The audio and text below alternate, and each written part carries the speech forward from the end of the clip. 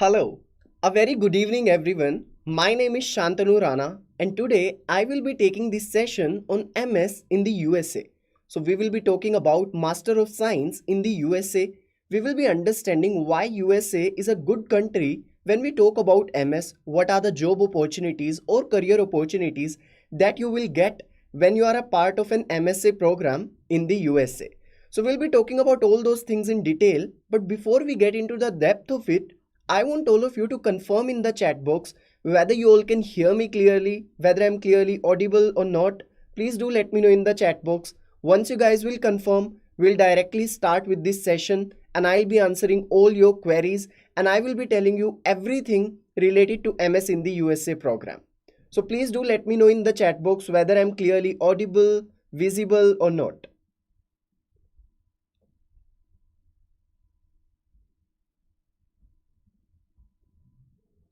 So this is the one expectation that I have from all of you, that be very interactive throughout. Throughout this session, I am going to take all your questions that you will be typing in the chat box. Whatever your queries are, whatever your doubts are, I will make sure that I answer all those questions, all those queries. And if you have any other specific doubt that you think I am not able to cover in these slides, please do let us know in the chat box. Your feedback is very important. We'll take care of it and we'll make sure that whatever your expectations are, those are met. So I already see a lot of people, Rishabh, Varun, are saying hello, video is clear, audio is clear. Thank you so much everyone for confirming. And again, I formally welcome all of you to this session on MS in the USA by Great Learning. Now let's get started. But before we start, first of all, let's try and understand what exactly are we going to cover in this particular session. So as you can see on the screen, first of all, we will be talking about the MS in the USA, that what exactly is this program about, what are the different aspects of it, what is the difference between maybe an MS program, and few people are confused between MBA and MIM. We'll be talking and I'll be giving you clarity specifically about the MS program. Then why study MS in the USA? There should be a specific reason. There are so many good institutes within India, in Europe, in other countries as well. But why are we specifically talking about USA? What is special about USA when we talk about MS programs or study programs? We'll be discussing that. And then very important, the third pointer will be eligibility criteria for MS. So before we actually get started with our MS degree, or we start thinking about it, start thinking about the exams, we need to know what exactly is the eligibility criteria that you need to meet before you can get admission in those prestigious universities within USA. Then preparing for GRE, that is your graduate record examinations. Then preparing for TOEFL. We'll be talking about that why these exams are important, whether these exams are important after the pandemic or not. We'll be covering all those aspects. Then the components of a good SOP, that is your statement of purpose. Then primary sections of an LOR, that what exactly are the different sections that should be there in your letter of recommendation. And finally, I will be taking a few questions that you may have. And throughout this session as well, I want all of you to be very interactive. So whatever doubts you have, whatever I'm covering, you have any questions related to that, you have any ideas that you want to share, please feel free to use the chat box and I'll make sure all your questions, all your doubts are clarified by the end of this session. Towards the end, we will spare some 5 to 10 minutes where I'll specifically give you some time where you can ask me any questions, any queries that you might have. So without further ado, let's get started with this particular session. So first of all, let's talk about MS in the USA. So MS stands for Master of Science. As we all know, it's a 2-year degree program that is offered in around 70% of the US universities. And it is primarily includes the STEM courses, but that does not mean the non-STEM courses are not there. What do I mean when I say STEM courses? STEM stands for science, technology, engineering, and mathematics. So whatever your programs are in those domains, for example, specifically, which are on boom when we talk about computer science or when we talk about data science, all those programs come under STEM itself. We talk about statistics, we talk about engineering, all those programs are definitely a part of STEM. But when we talk about some non-STEM programs, such as maybe we are talking about marketing or finance, those also can be found in those US universities, and those are also your MS in a particular specialization program. So MS is a specialized degree in a particular area of study. So a lot of people may have this confusion as well, that what exactly is the difference between MS and other master's program that you may find. For example, if you go towards Europe, you will find a 1 year program which is MIM. If you go towards US, again, there are a few programs like MBA as well. Now, those programs are a little different. Why? Because in those programs, we generally talk about a general approach. So, a lot of subjects will be covered. But when we talk about the MS program, in MS specifically, Master of Science specifically, we talk about one particular specialization. So you must have heard or you must have seen that generally when we talk about the MS programs, these are generally such as MS in data science or MS in computer science or MS in one particular domain. So that's the beauty of these programs, these degree programs, that these will make you specialized in one particular domain. So you can do your MS in artificial intelligence, in machine learning, in data science, in computer science, in IT, and so many other fields. When we talk about the US universities, there are ample number of choices that you will get. There's a very, very wide specialization that you can choose from. Whatever domain you want in one particular branch, in one particular area, you will be able to find it for sure. So that's about the MS in the USA program. Now, next question that you might ask me is that why to study MS in the USA? When there are so many good institutions all around the world, why are we specifically talking about the USA? Where does it, make a difference, and why USA is special when we talk about these master's program? So the number one reason for that is USA is home to top global universities. You talk about any universities, you talk about Harvard University, Princeton University, any other Ivy League, or Johns Hopkins University, which is again a very, very good university amongst the top 10 universities within the world. You talk about MIT, that is Massachusetts Institute of Technology, Stanford, Columbia, Yale University, Caltech, that is California Institute of Technology. All these are, some of these are Ivy League colleges, and some of these are again one of the top 10 colleges within the entire world. And all these colleges, all these universities are in USA. So the number one reason why we talk about MS in the USA is that particularly all these good universities where you can get a very good exposure for research, where you can get a very good exposure for other fields as well, practical exposure. There are two things. What you learn is one thing, but how you can apply it to different areas, how you can apply it to the real world problems, that is one thing. And one special thing about all these universities like Johns Hopkins, Harvard universities, and all other universities as well, which are not even mentioned over here. There's a long list, and there are so many good institutions, so many good universities in the USA, and that's our reason number one. Since USA is the home to top global universities, definitely it is, one of those countries where most of the foreigners would like to go to pursue their MS. Then emerging industries, 36 months post-graduation work visa for STEM programs. So one beauty of doing your MS in the USA is that you can actually get a 36 months post-graduation work visa as well. So you can work there, you can stay there, especially for the STEM programs. So that's again one beautiful thing, that if you want to make your career in USA itself, you want to stay there, you want to work for those companies, you want to work with those people, well, you'll have that choice as well, because mostly after these STEM programs, you will get a 36 months post-graduation work visa. Then a top tier academic opportunities. As I already told you, since all these universities are very good, so definitely one thing that you can expect for sure is the top tier academic opportunities that you will get over there. And not just in terms of academics, but also in terms of research, also in terms of practical exposure that you will be getting. That is really wonderful and very, very special about all these USA universities. Then 50% less tuition fees if you are talking about the hybrid study options. So some of you may be aware of it, or some of you may not be aware of it, but you should know that in USA there are so many programs which are called your 1+1 degree programs, in which you can actually get a benefit of 50% less tuition fees. Now you may ask how. So the answer is very simple to that. So in those kind of programs, the model is very hybrid. 1 year is going to be online and 1 year is going to be offline. So while you are working, let's say you are working in India, you can apply for those programs, you can get into those programs. 1 year you can stay within India, you can start learning everything online, and then next year you can go to the campus of that university and you can start learning. right? So those are one good, very good option that you have, where you will be able to save a lot of fees in terms of your tuition fees, and also opportunity fees, opportunity cost that comes with that.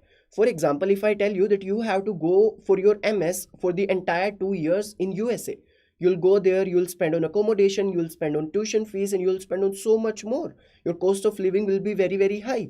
So you will be spending a lot of money there.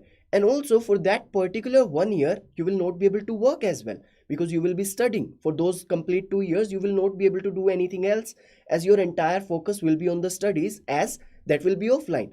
But what if I come to you and I tell you that first year I'm going to make it online, and second year I'm going to make it offline? So only second year you can go there, first year you can work, and you won't have to lose on that opportunity cost as well, which is related to that.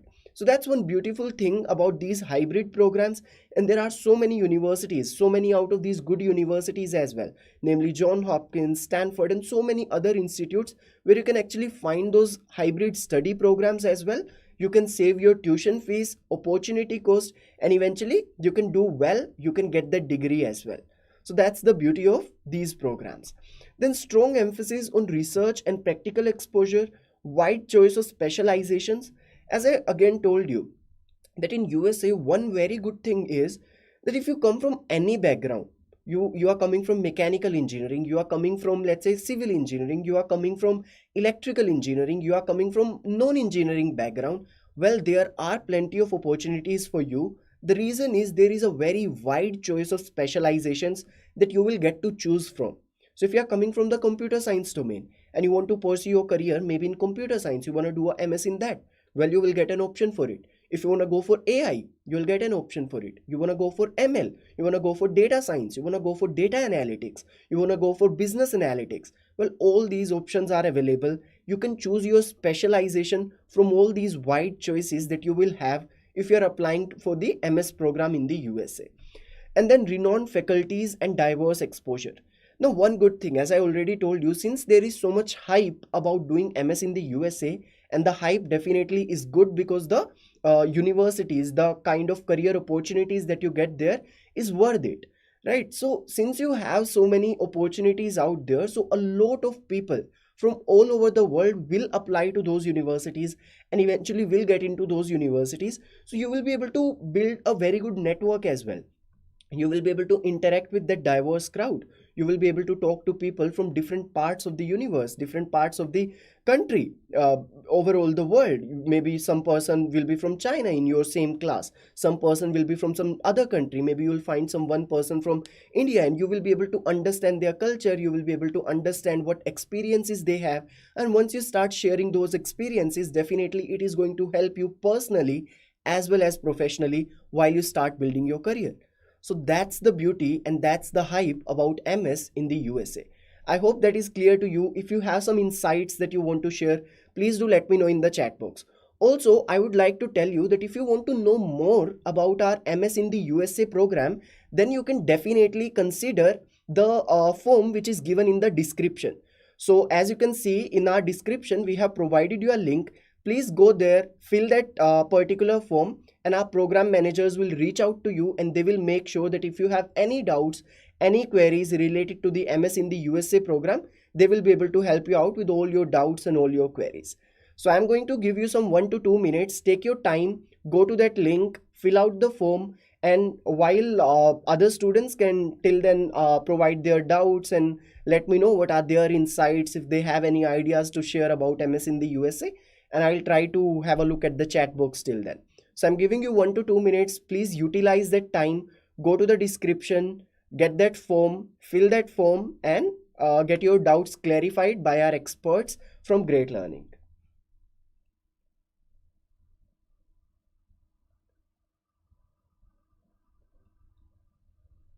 Okay, I see some people are asking me about IELTS and GRE, these kind of exams, TOEFL. So I'll be telling you more about these exams. I want all of you to be very patient because you don't have to worry. We are going to cover about GRE. We are going to talk about TOEFL.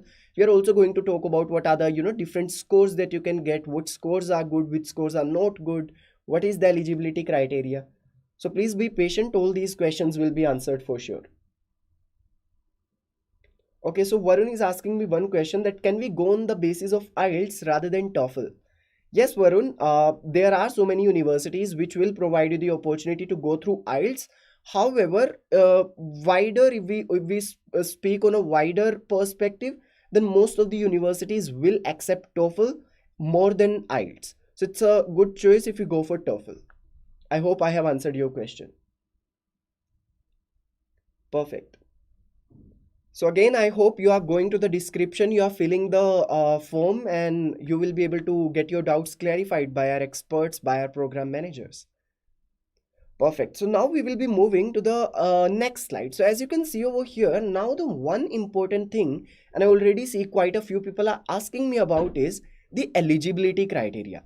So we have established that what is MS in the USA, what are the different areas or specializations you get, what are the benefits of studying. You get a 36 months post graduation work visa, or maybe there are so many good hybrid study programs. There are universities like John Hopkins, Stanford, and so many good universities where you get a very diverse exposure, good academics, your practical exposure, research orientation, everything so very amazing. So we have established that okay, US is a very good choice when we are talking about the MS. Now what is the eligibility criteria? What are the requirements that you may need to meet before you go there? Well, that is written exactly and precisely on your screen. So first of all, you'll need a bachelor's degree for the MS program, of course. And you can, that should be a 4 years engineering or BS undergraduate. So now when I say 4 years, a few people may ask that my degree is of 3 years. In that case, people go for diploma, etc. So you can make sure that overall you have around 4 years of bachelor's degree. And after that, you will be able to apply for these MS programs. Then you will need proof of English language proficiency. A few people have pointed out as well about IELTS and TOEFL. So yes, English language proficiency is required, and that's actually a good thing. When we talk about other countries, maybe a few European countries like Germany or France, we have to learn their language, maybe French, maybe German, maybe Spanish, and other languages, right? But when we talk about a country like USA, there you do not have any language barrier. So if you have done your MS and you are good with English, you will be able to get career opportunities just like other people. You won't have to learn any other language, and there's no language barrier in general while you're studying there as well. So that's the beauty of it. But for that, you will have to make sure, and the admission committee will have to make sure that you have good English language proficiency. For that, two exams are famous, as we all know, IELTS and your TOEFL. However, TOEFL is one exam which is widely accepted across all the universities in USA, so it's a better choice, and we'll be talking more about that in the upcoming part of this session. Then GRE, that is your graduate record examinations. Now that is also one exam, so in which if you score more than 290, that's supposed to be a good score. We'll be talking more about that again. But now you must also understand that because of the COVID and the pandemic situation, a lot of universities and a few good universities as well have waived off this exam, and it is waived off by most universities, which are, some of those are, will have very good QS ranking as well. So that does not mean that if the universities have waived off this exam, does that signify anything else? No, just because of the pandemic situation, this exam, this particular exam called GRE, is waived off by a few universities, but some other universities may ask for it. So it completely depends upon the admission committee and the university that you are applying to. Then a statement of purpose, that is also kind of mandatory in most of the universities within US. A statement of purpose is basically where you will be providing the purpose that why you want to go to USA to pursue that particular program. So that will be your statement of purpose. We'll again be discussing more about that in detail. Then your letters of recommendation, so those letters you can get from your managers, maybe your reporting manager. You can also get from your professors, university professors, right? So those, if you have worked for any committee, any volunteering, maybe the founder of that NGO can provide you. So it works in a very different way, and again we will be talking about each of these things, each of these exams, SOP, LORs in much more detail. So this is the basic eligibility criteria you have. You need to have a 4 years engineering or any other BS undergraduate degree, a bachelor's degree, then a proof of English language proficiency. For that, we will be talking about TOEFL, then GRE, which is waived off by most universities now, but is still accepted by a lot of universities. Then statement of purpose, and finally your letter of recommendation. So hope that eligibility criteria is clear now. Now, what are a few other academic qualifications that you may ask? Now, one thing and one difference that you should definitely be sure of is that when you talk about Indian universities, especially, you talk about the prestigious universities or institutions like IITs, NITs, or IIMs. So, here the major focus which is given is on the academics of the student. What is your CGPA? How much marks did you score? What is your rank in those particular exams, entrance exams? So, a lot of scope is there if you have very good academics. But when we talk about MS in the USA, then the admission committee do not just go for the academics. However, the US universities admit students using a holistic approach. Now, you may ask me, what is a holistic approach? Where the admission committee will look at all the aspects of your life, whatever you have done till now. Maybe you have published a research paper. Maybe you are working for volunteering for particular NGO. Maybe you are working in doing some committee work. Maybe you are serving as a volunteer again for some NGO, for some non-profit organization. Maybe your academics are good as well. Maybe in your college you are in some dramatics club, you are into some photography, you are a part of some theater group. All those things come into the picture as well along with your studies. That does not mean that you should not maintain a good CGPA. You should definitely do that. That is one good thing. But if you have a very good CGPA, maybe you are scoring 10 out of 10, you are scoring 4 out of 4, whatever the standards are for your university, that does not mean that that ensures you will be getting an admission over there, because people will look at your CGPA, the admission committee, they will look at your CGPA, but at the same time they will look at other aspects as well. What are the hobbies you have built? What are the different work other than your academics that you have done? Were you a part of some club, some group in your college? Have you served to some, have you done some social work or not? How strong is your business mind, your social mind, your technical mind?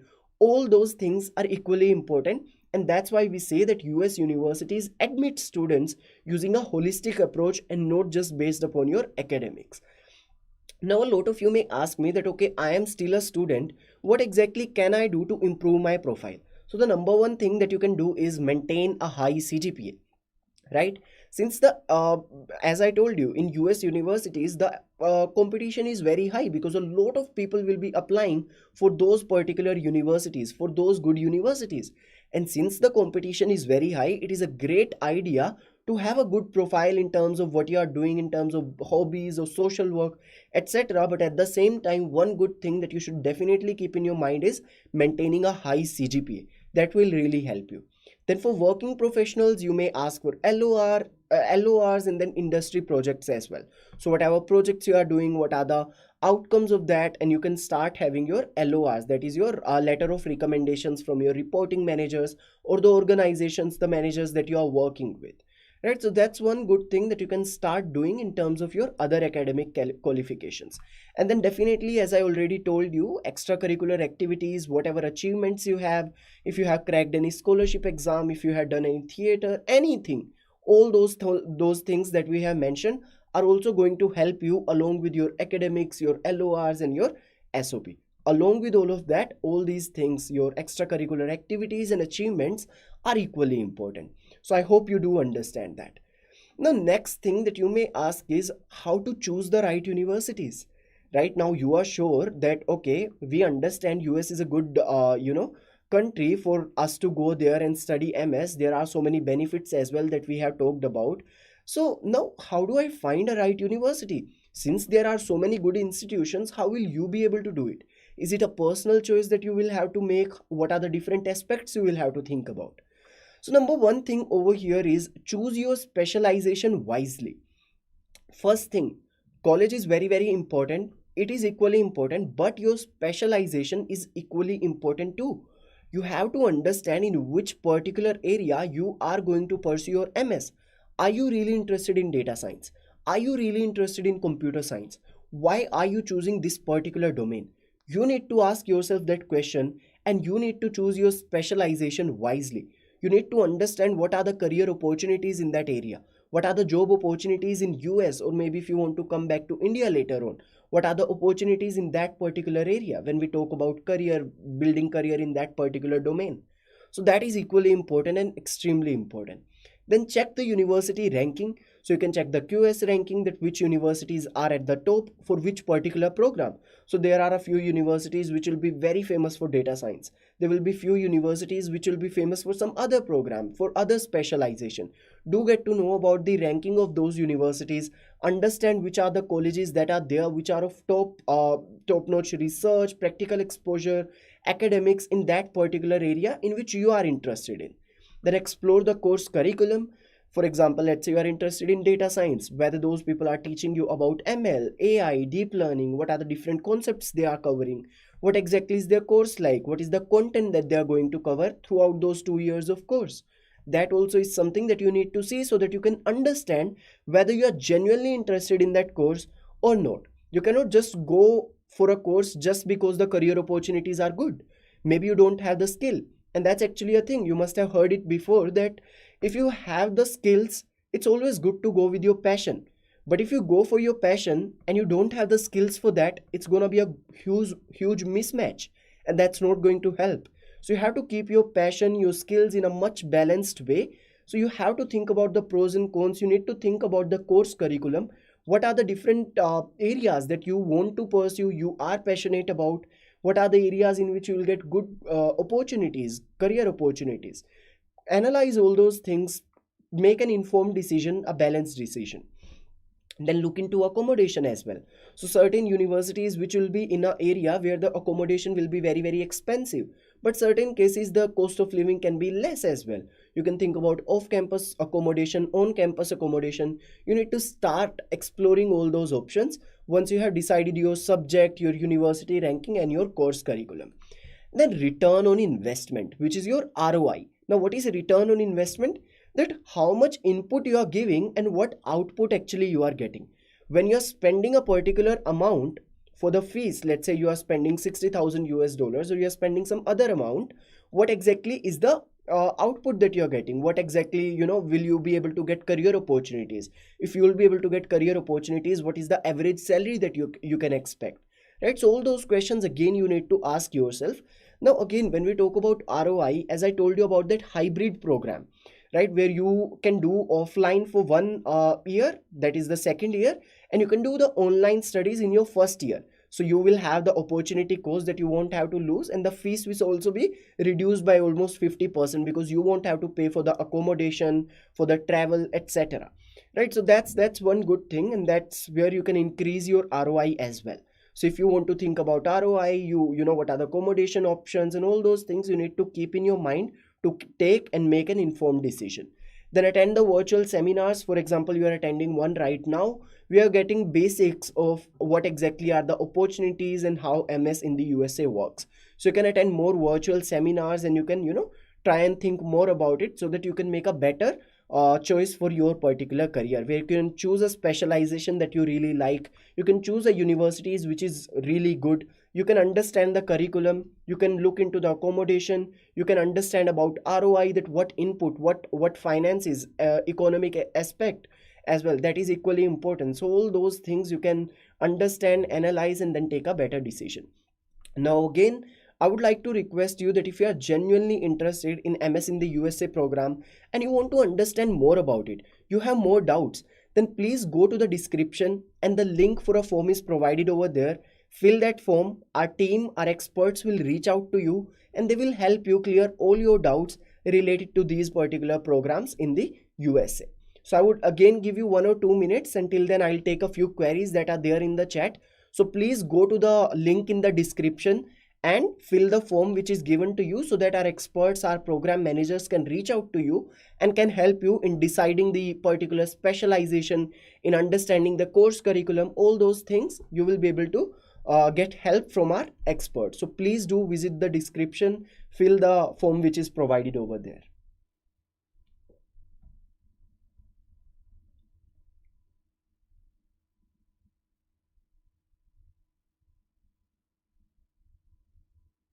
Okay, so somebody is asking me that what options of specialization do I have if I have done my bachelor's in computer applications? Since you have done in computer applications, we all know that data science, computer science, all these domains are in boom. So just find the area that you are genuinely interested in, and I'm sure that you will be able to explore a lot of career opportunities in the area of computer science at least. right? So there are so many domains that you will definitely find interesting and fascinating, and there's a wide specialization that you can choose from. So you just need to understand what are the different areas that you are genuinely interested in.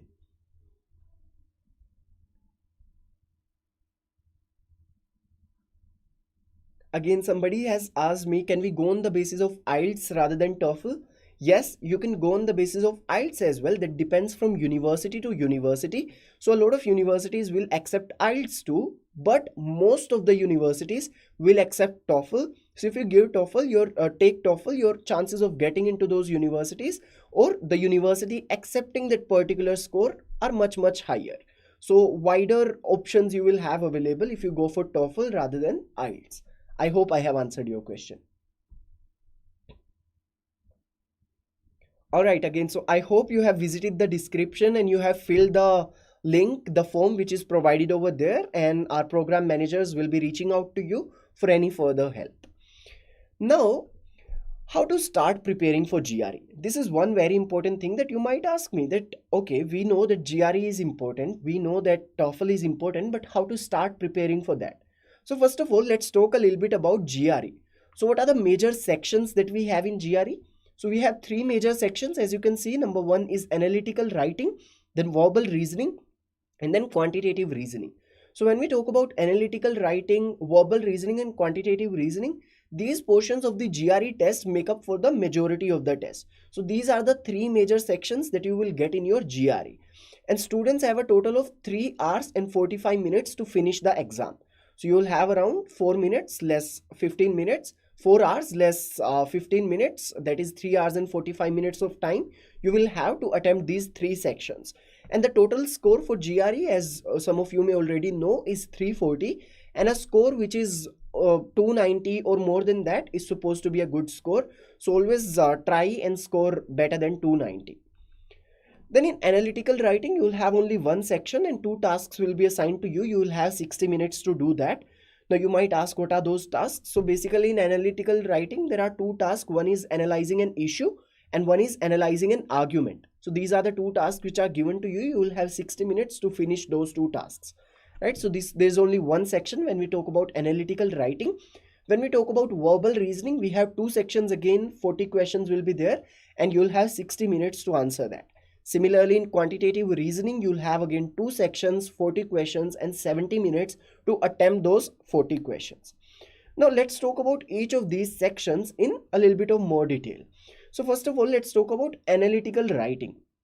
So in analytical writing, you express difficult concepts lucidly and successfully, concepts with pertinent justifications and examples, examine the assertions and supporting details, maintain a focused logical conversation, and command the components of standardized written English. As I told you, in analytical writing, there will be only one section. You will get two sections within that. One will be choosing basically two tasks. One will be your task on analyzing an argument, and one will be your task on analyzing an issue. So both those things you will have to make sure that your concepts are clear. You are able to put things in a way which is very easy for the other person to understand, and you can break down the difficult concepts lucidly and successfully. So that's the main idea behind this particular test of your analytical writing. Then verbal reasoning. Examine the speech and interpret conclusions, reason for insufficient data, cite the author's perspectives or assumptions, understand a text structure. So that the last point, that is understanding the text structure, is very important. That shows that what are your problem solving skills, what is your reasoning skills, how well can you understand and can interpret it in your own language, what exactly is that skill that you have. So that's the test for that. And the final one we have is quantitative reasoning. So it's about understanding, interpreting and analyzing quantitative data, utilizing mathematical models to solve problems, utilizing fundamental knowledge of mathematics, algebra, geometry, statistics and data analysis as well. So all those things, maybe your linear algebra, quadratic equations, geometry, statistics, data analysis, data insufficiency, all those things will come under quantitative reasoning part of the GRE exam. So make sure when we talk about GRE or graduate record exams, you are prepared for these three sections, that is your quantitative reasoning, verbal reasoning and your analytical writing. When you are prepared for these three parts of the exam, you will make sure that you score more than 290 to get into some good universities for MS in the USA. Now the next question is for the language proficiency test, that is TOEFL. So TOEFL, what is the full form of TOEFL? So I would like to know it from you guys as well. Please do let me know in the chat, folks, that what do you know about TOEFL? What is the full form of TOEFL? Till then, I'll let you know that TOEFL is nothing but your test of English as a foreign language. So it's a standardized test that measures your mastery of the English language. One more exam which is famous is IELTS, as I already told you. But TOEFL is widely accepted across all the universities within USA. So it's a better choice if you want to give a test for your English proficiency. Then it evaluates your proficiency in speaking and understanding English by looking at your 4 skills. That is your reading skills, your speaking skills, your listening skills, and your writing skills. Now you must be thinking that what exactly are those listening skills? Anybody can listen. Is that even a skill? Well, that's a skill because hearing and listening are two different things. So once you hear something, how you interpret it and what you understand from it, that entire process is called listening. Hearing is just a part of listening, and you will be judged on all these different aspects of reading, speaking, listening, and then finally writing when we are talking about the TOEFL exam, that is test of English as a foreign language. I already see a lot of people. For example, Babita is writing the test of English as a foreign language. Yes, you are right, Babita, and this is completely correct. Then again, I see a few questions. A few people are asking about cyber security domain. Yes, so as I already told you, when we talk about USA MS programs, there's a wide choice that you will have. So you can make sure that whatever choice you want to make. So for example, if you are interested in the computer science domain, there are several options that you will have. It's not just one or two options, rather you will have so many options. Similarly, in other domains as well, you come from engineering background, you come from computer applications background, that is only going to help you, and you can choose a particular area of study that you are genuinely interested in, and in that domain, you can pursue your MS. Now, as I already told you, in TOEFL, we have 4 sections, that is reading, listening, speaking, and writing. So that's how the structure is. So in all these sessions, you will be getting a few tasks and a few questions. And each of these section is actually for 30 marks. So overall, you can score in this exam is 30 plus 30 and then 30 here. So around 120 exam is the total score that you can get. And out of 120, 80 is supposed to be a very good score. So make sure you try to score more than 70 or 80 to make sure that you get into some good universities. Now in reading, what exactly happens? What exactly will be the structure of this? So in reading, 3 to 4 academic texts will be given to you and you will have to respond to the questions based on them. In listening, you will be answering questions based on lectures, dialogues, and classroom discussions that you have just listened to.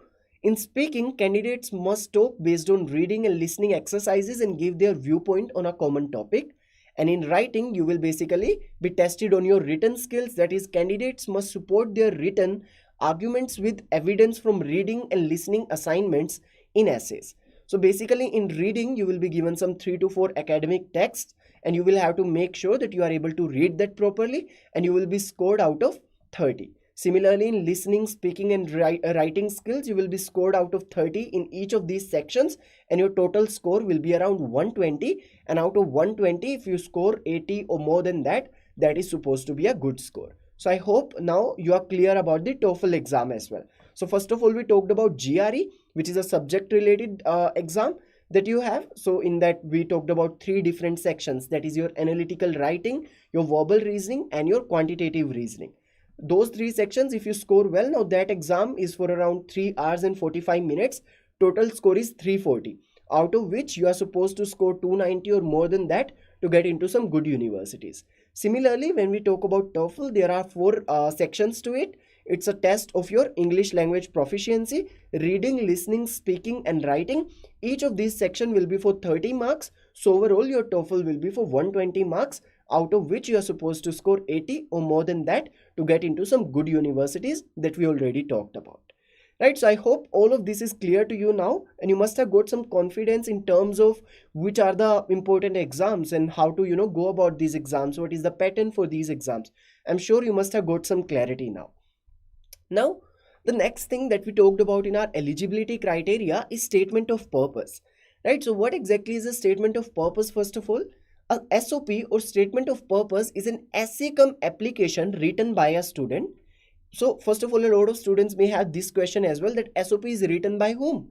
Will your professors provide it to you? Will you have to take some help, or will you be writing it? Well, it's a statement of purpose, and as the name suggests, in this particular, it's like an essay cum application which is written by the student, where you will be justifying why you are interested in one particular university and one particular course.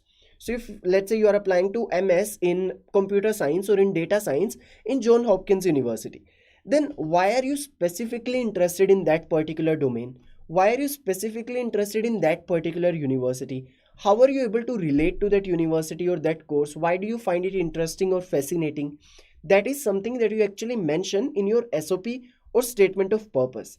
Then in USA universities, a statement of purpose carries a lot of weightage in the admission process, especially for MS programs, right? When we talk about Indian universities, in a lot of universities, institutions, SOP is not even asked. But in USA, it is a common thing that the universities will ask you. SOP is asked by a lot of universities.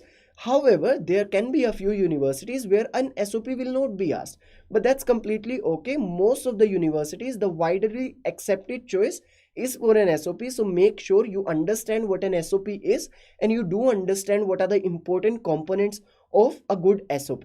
And we'll be talking more about that in our upcoming slide. So this essay gives the admission committee an idea about who you are and how you will add value to the university. So you will be justifying that I am interested in data science domain. Why am I interested? What interests me? What do I find fascinating about it? Do I look at the career opportunities in this domain? What exactly, how can you add value to that university being a part of that university? All those things are a part of a good SOP. So what are the components of a good SOP? Some of it we have already discussed. So first of all, in your SOP, you talk a little bit about your personal background. Where do you come from? What exactly is your financial have been in the past? So all those things you can talk about in your personal background, maybe a little bit about your family background. All those things you can mention precisely. Then your academic details, these are extremely important. How have you done your schooling, high school, maybe your college, which degree you have pursued, if you have cracked any scholarships, anything like that. Those will come under your academic details. Then your financial background, that we can make a part of as your personal background too. Then professional experience, if you have worked for any organization, what work you have done, were you promoted, how you were promoted, what were the different tasks that you were working on, is it relevant to the course that you are applying to or not? All those things are equally important. Then why this country? Why are you interested in USA specifically? We have discussed so many reasons, and I'm sure that will really help you in designing your SOP as well. Because as we know, USA is one of those, in USA, if you talk about the average salary also, once you graduate from there, that's really high. When you talk about the universities, it's a home to top global universities. When you talk about any particular area, so USA is at the top, and that's why maybe you are interested in that. So find that intent and mention it in your SOP before you apply. Then the next question that you may ask is, why this course? So that is one thing that you need to provide in your SOP, and that is extremely important. Why are you specifically interested in one particular specialization and not others? Right? So that is something that needs to be justified in a SOP. Then any extracurricular activities, you have done some social work, some volunteering work, some working committee you are a part of. All those things you can mention as well. If you have published a paper, a research paper in a conference, in a journal, those things as well you can mention, and definitely that will add a lot of value to your SOP, to your admission profile. Then your short term and long term goals, and make sure your short term and long term goals are interrelated, right? For example, if you want to become an actor in next 5 years, you cannot say I want to become a data scientist in next 10 years, because both those things are not related. So maybe you want to learn data analysis in next 5 years, and then you want to become a full-fledged data scientist in next 10 years, right? So that makes sense. So make sure your short term and long term goals are interrelated, and those are aligned with your values as well as the values of the institution, right? Every institute, every university will have some core values. Make sure you align your short term and long term goal with the values, with the core values of that particular institution that you are applying to as well. So that will actually, if you compile all these things together, that will make for a very good SOP. So these are the important components. I would request all of you to quickly have a look at all these things and make sure you understand it, so that once you are starting with your SOP, you do not have any confusion that what should be the components of the SOP, what are the things that I should talk about, what are the things that I should not talk about, right? So all those things are equally important. Now the next one we have is letter of recommendation that we talk about in the eligibility criteria. So when we talk about the letter of recommendation, it is a document by your professor, project guide or reporting manager which is attached with your application. So when we talk about SOP, that is given by the student to the admission committee of the university that he or she or they applying to. But when we talk about the letter of recommendation, it is given to the university or provided to the university directly by your professors, maybe project guides, reporting managers, and it is attached with your application. So few universities may ask you talk to your referees and ask them to directly send a mail to the university. Some of them may ask you to just attach your application with your application, the LORs. So all those things can be there, but most of the times LORs are provided by your professors, project guides or reporting managers, and a lot of universities will ask for 2 to 3 LORs from these people. It is written by somebody reliable with whom you have worked before, and they know you, what exactly are your work ethics, they do understand about it, they know about it, and they can provide a recommendation for you that okay, this person is good for this particular university and is genuinely interested in this program. And then it supports your knowledge, abilities, expertise and accomplishments, whatever you have achieved as a part when you were working. Let's say currently you are working in a particular organization XYZ where you are working under a manager, right? So if you're working under that manager, he will know what are your capabilities, was your knowledge, skills, abilities, and that's what he's supposed to provide in the letter of recommendation when you ask him for one LOR to apply to those MS programs in the USA, right? Now, what are the primary sections of an LOR? So first of all, it should be on the official letterhead. The title and the address of the university where the letter is being submitted should definitely be provided.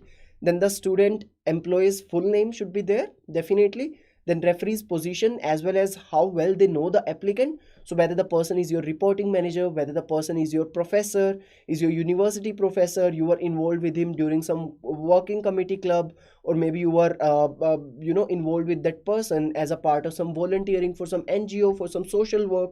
All those things can be there. So that person clearly needs to mention the position, that where he has worked with you or she has worked with you and how well he or she knows you.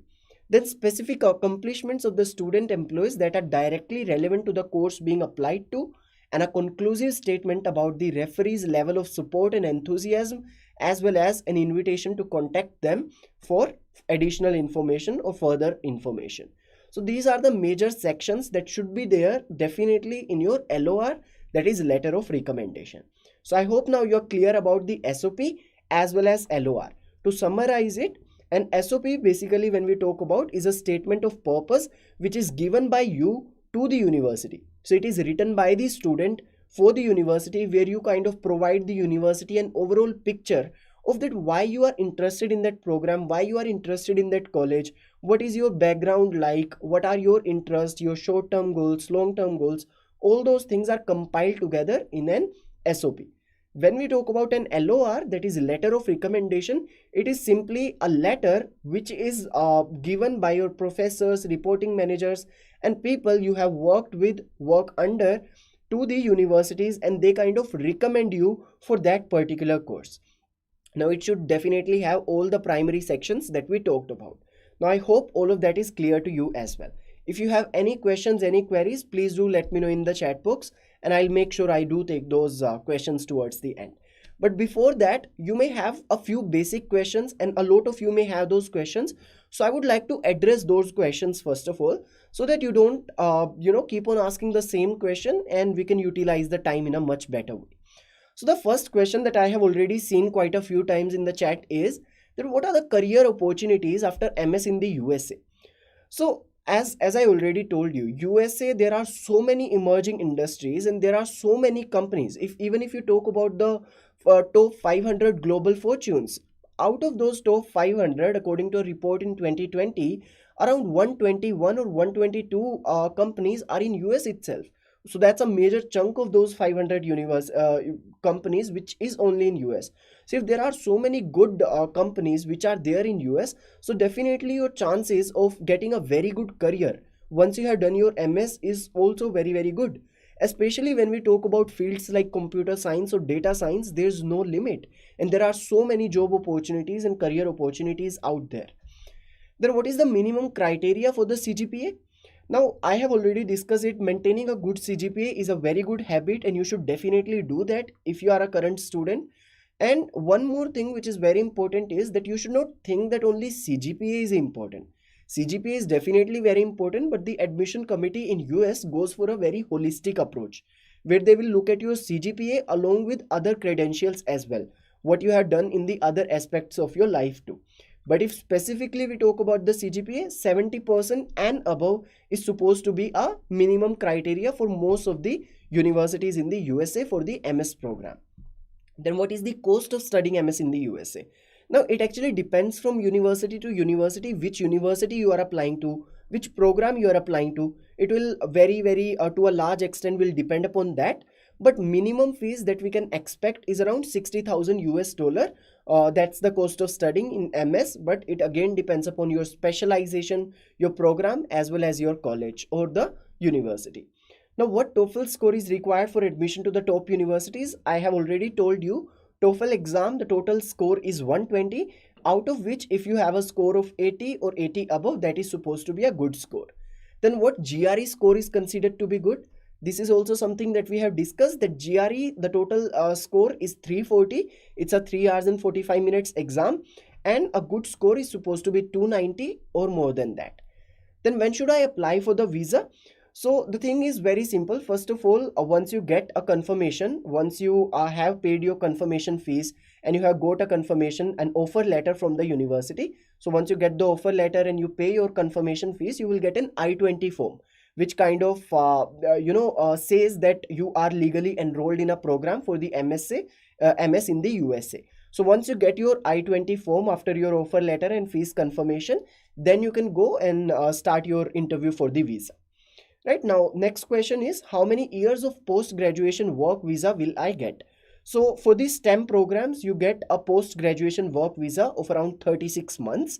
And that is something we have already discussed. So around 3 years, that is 36 months will be the post-graduation work visa that you will be getting, especially for the STEM programs, which are very famous for MS in the USA. Then what is the minimum experience required for admission into the top universities? Well, you will be happy to know that if you don't have any experience, that is not a very hard criteria and there is no requirement as such. So there is no minimum experience which is required. Rather, the admission committee will look at your profile. Even if you are a student, you want to apply directly after your bachelor's, you will have ample number of opportunities. And even if you have 10 to 20 years of experience and you want to apply, well, you will still have a lot of opportunities. So there's no minimum experience requirement and you can apply at whatever stage you are at. The only eligibility criteria we have discussed is if you have done your 4 years of engineering or bachelor's or BS undergraduate. If you have done that, you have your score set and you have the SOP, LOR, whatever is required by the university, you will be good to go. Then how can I apply for scholarships? Now again, this is a tricky question. It depends upon the universities first of all, and also depends upon whether it's merit based or need based. It will be decided by the admission committee based upon your profile. So it can either be need based, that you have the need of the scholarship, or it can be based upon your scores in those exams on the merit basis as well.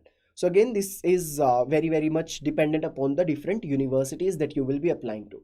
So I hope you have got a basic hint to the answers of all these questions. Now the chat is open and we still have some 6 to 7 minutes left.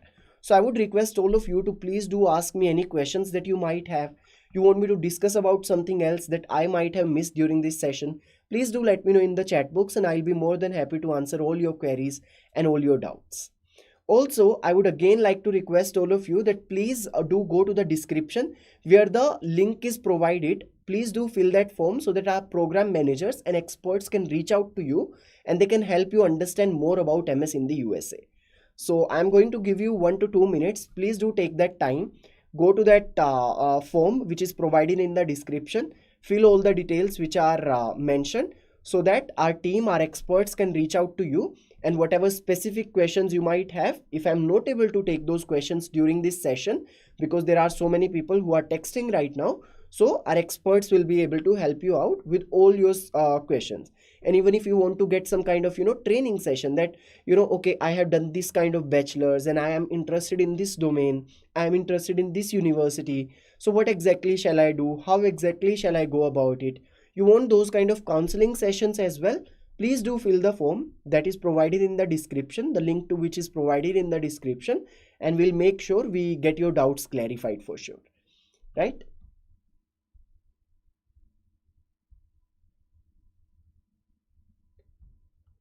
The link is also provided in the chat box. As you all can see, it is provided by Great Learning. Please do go to that form and fill your details so that we can help you out with your whatever help you need related to MS in the USA programs.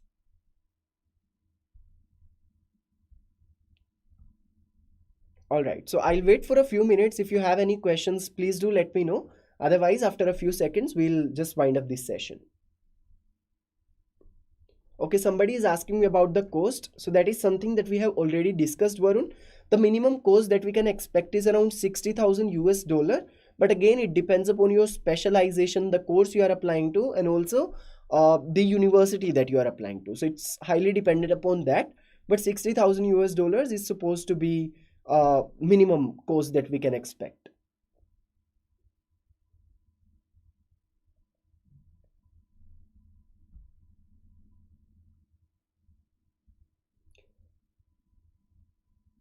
All right, so I hope I have clarified all your questions and all your doubts.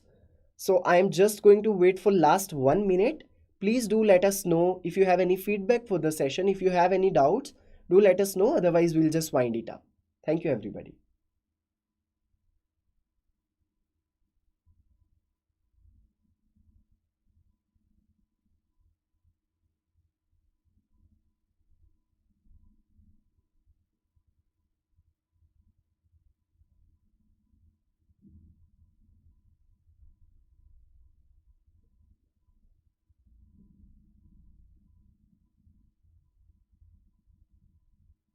All right. So I hope you all have filled your form, and if you have any queries, our program managers, our team will reach out to you and will definitely help you out. And thank you so much for being very, very interactive throughout. So I already see a few people are saying thank you, was very informative.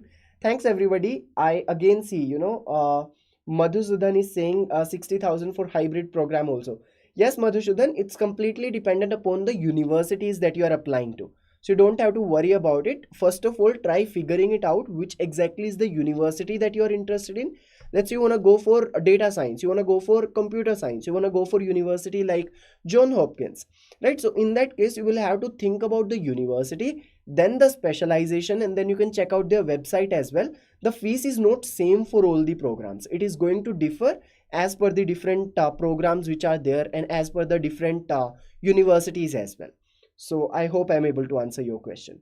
And again, if you have any more questions and you want answers in depth related to your profile, we have already provided you the form. Please do fill it and our team will reach out to you. Now, thank you so much for being very, very interactive throughout. I hope I was able to deliver what you guys were expecting and hope to see you soon. So thank you, everybody.